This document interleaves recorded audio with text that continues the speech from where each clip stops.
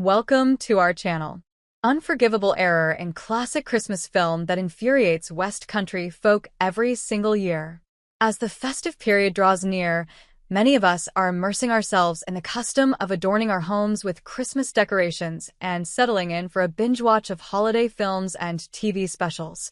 You may have already curated a list of Christmas movies you're keen to view before the big day, and it's probable that the holiday features on that list. This 2006 rom-com stars Cameron Diaz, Jude Law, Kate Winslet, and Jack Black, and narrates the tale of two women, Diaz and Winslet, who spontaneously decide to exchange homes for the festive season in a bid to evade their romantic troubles. We won't divulge too much about the storyline if you haven't watched it yet, but suffice to say, it ranks among our top favorite Christmas films and is definitely worth viewing. The film showcases idyllic country houses, a magical play tent, cameo roles from celebrities like Dustin Hoffman, and an abundance of festive spirit, including Jude Law's unforgettable Mr. Napkinhead. Moreover, it's sure to pull at your heartstrings, courtesy of its poignant plot and Hans Zimmer's magnificent soundtrack. Well, for those of us living in Bristol and the wider West Country, there are certain aspects of the holiday that make it somewhat challenging to watch without feeling compelled to switch it off, reports Bristol Live. The first of the two issues arises when Cameron Diaz's character, Amanda, is browsing the internet for a getaway. Feeling disheartened at the thought of being alone on a tropical beach, she decides to look for something more homely and English-speaking, leading her to consider several options in England, including the Cotswolds. Known for its stunning beauty, the Cotswolds is home to some of the most picturesque villages in the country. However, upon clicking on an image of a rather rundown container-like property, which hardly represents the typical Cotswold charm, she likens it to the valley, expressing clear distaste. She eventually discovers the charming cottage belonging to Kate Winslet's character, Iris, located in Surrey. While we acknowledge that Surrey is indeed beautiful, part of the film was shot there. We can't help but feel aggrieved by the unfair portrayal of our beloved Cotswolds.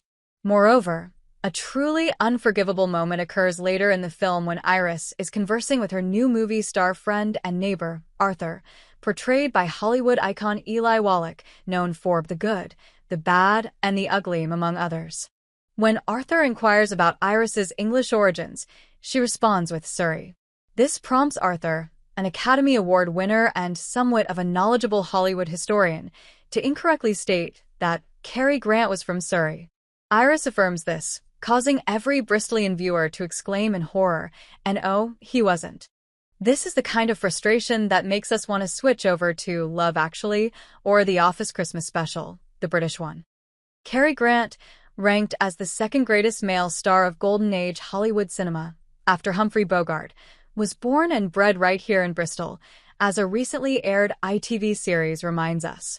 In reality, he was born as Archibald Alec Leach on January 18, 1904 at 15 Hughendon Road in Horfield, a good 100 miles away from Surrey. He attended Bishop Road Primary School and his mother was admitted to Glenside Hospital, a mental institution. His inspiration to enter the theatre world came after watching a show at the Bristol Old Vic. In 1915, Cary Grant won a scholarship to Fairfield Grammar School in Bristol, but was expelled when he was just 14. Despite his eagerness to leave Bristol and explore the world, which eventually led him to the USA and left a Hollywood legacy, reminders of Cary Grant's upbringing in our city are still cherished today. A statue of Cary Grant stands in Millennium Square, and there's even the biennial Cary Comes Home Festival, established here in 2014. In November 2024, he was honored with a national blue plaque celebrating his life and achievements at his early childhood home of 50 Berkeley Road, Bishopston, where he moved when he was 4 and lived until 1909/1910. As you can see, there's no mention of Surrey here at all. Almost 2 decades after the film's release, it continues to irk us. To add insult to injury, one of the characters in the film, Amanda's heavily pregnant colleague played by actress and comedian Catherine Hahn, is even named Bristol. Couldn't they have swapped her name to Surrey instead?